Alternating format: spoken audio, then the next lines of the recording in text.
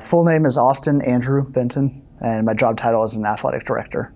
When I first started looking at online programs, because I figured that was the only way I could do this in my current job setting, was credibility, to be honest with you. And I mean, Ohio University is a very credible university, and I think one of the top programs in the country with not just this program, but I think just programs in general.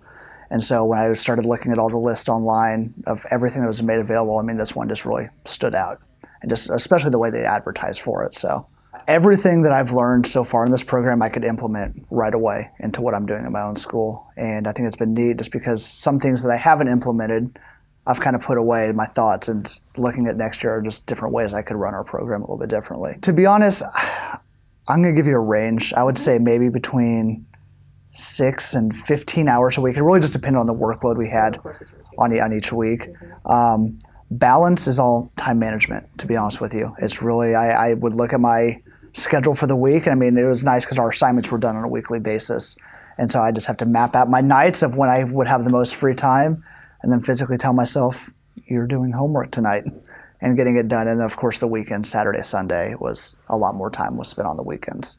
I would say it's very easy to do if you have good time management skills. It's really just, it's focusing on what your daily life is like with your own job, and then trying to find the time to do this because it's so worth it. I mean, the information was so valuable. I think it was fun just because of all the different classes. They touched on different parts of what an athletic director would do, I mean, throughout a school year.